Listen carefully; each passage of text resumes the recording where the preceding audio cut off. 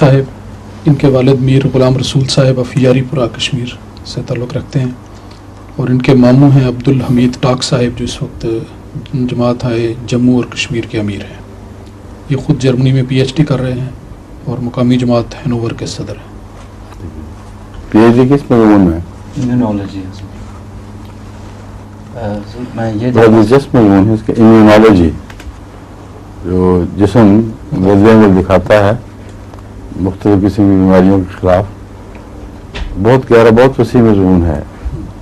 آپ نے کوئی ایک شاخ چنی ہوگی اس کی ضرور. جی ہاں. کون سی شاخ ہے وہ؟ میں رومیٹک آرتھرائٹس میں کر رہا ہوں کام. اچھا، رومیٹک آرتھرائٹس میں. جی ہاں. اس میں جو ریڈ سیلز ہیں وہ ڈپازٹ کر جاتے ہیں جوڑوں کے اندر.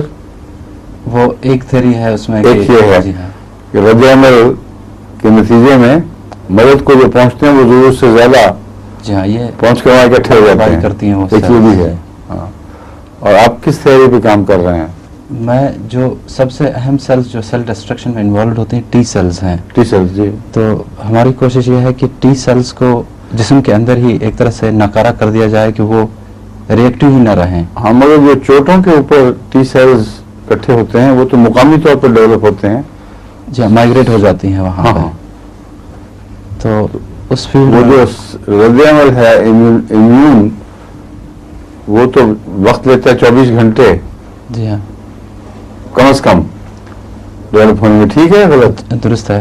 اور عام روٹین میں جو پہلی دفعہ تجربہ ہوا جسم کو تو 14 دن تک لگ جاتے ہیں اس کو اندرونی تیاری کی اور جوابی کارروائی کے لیے کارخانہ بنانے کے لیے. کم سے کم 10 دن تو 10 دن کم از کم. لیکن نارملی 14 دن تک کہتے ہیں ہوتا ہے. جی ہاں.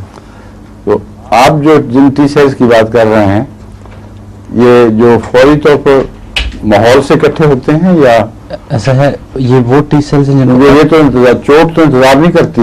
نہیں، یہ تو 12 گھنٹے لگیں. جن ٹی سیلز کی جن پہ ہم کام کر رہے ہیں وہ ایک لمبی پروسیس سے بنتے ہیں، یعنی آٹو ریئیکٹیو ٹی سیلز. یہ وہ ٹی سیلز ہوتی ہیں جو انسان کے اپنے ہی اینٹیجنس کو ریکگنائز کر کے ان کے خلاف ڈسٹرکٹیو پروسیس شروع کرا دیتے ہیں. ٹھیک ہے. تو ان کا ان اسپیسیفک ٹی سیلز کو آپ کیا کہتے ہیں؟ 2 کیٹیگریز ہیں. ایک ہے جو alpha beta T cell receptor carrying T cells, ایک ہیں gamma delta T cell receptor carrying T cells. ان کی کئی کلاسیفیکیشنز ہیں. پھر ہیلپر سب سیٹس ہیں، سپریسر سب سیٹس ہیں. لیکن سب ٹی سیلز میں 95% ٹی سیلز میں alpha beta T cell receptor ہوتا ہے. تو ہم کوشش کر رہے ہیں انہی پہ جو ہے ان کو ایسے ماڈولیٹ کیا جائے کہ وہ جسم کے اندر رہ کر کے ہی نہ کر سکیں. یہ سب ایکسپیریمنٹل اینیمل ماڈل جسم کے اندر رہتے ہوئے کیا نہ کر سکیں، مطلب وہ یہ ڈسٹرکٹیو پروسیس انیشیٹ نہ کر سکیں. سمجھو. یعنی مین جو ان کا وہ ریکگنائز کرتے ہیں اپنے اینٹیجنس کو اپنے ریسپٹر کے ذریعے. We are trying to suppress the receptors کے اوپر آپ کچھ اٹیچ کروانا چاہتے ہیں، ریسپٹر کو وڈرا کرنا چاہتے ہیں کہ ریسپٹر رہے ہی نہ سرفیس پہ. سمجھو. ٹھیک ہے. Cell will be sort. دوسرے حصوں میں ایک رومیٹزم میں تو آرام آ جائے گا. جی ہاں. دوسرے حصوں میں نقصان بھی تو پہنچے گا. یہ اس کے کافی سارے ٹیسٹ پہلے بھی کیے گئے ہیں. میں نے بھی اپنے اس کام میں کیا ہے کہ کوئی ڈرامیٹک افیکٹس نہیں ہے، کوئی ایسے ڈیٹیکٹیبل افیکٹ نہیں ہے جس سے یہ کہا جا سکے کہ ان کے پیدائشوں کی تخلیق کا ایک مقصد ہے نا. جی ہاں درست. وہ ریسپٹر کے بغیر وہ مقصد حل نہیں ہو سکتا.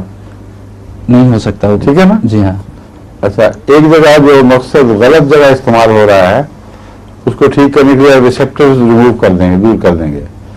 تو دوسری جگہوں میں جو ان کے کام ہیں اس کا ان میں وہ بیکار باڈیز کے طور پر پھریں گے. پھر ایسا ہے، اس میں ایکسٹریم جینیٹک ایکسپیریمنٹس میں یہ کیا گیا ہے کہ وہ سیلز ایسے اینیملز ڈیفیشینٹ اینیملز تیار کیے گئے جن میں وہ سیلز بنتی نہیں ہیں.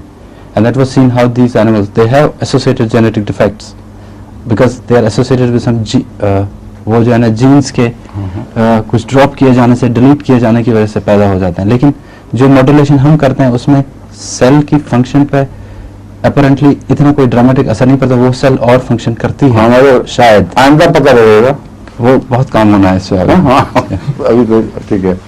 بہرحال بڑی خوشی ہے آپ کے اس علم کی شاخ میں آپ کو دلچسپی ہے، یہ بہت اہم ہے. ماشاء اللہ.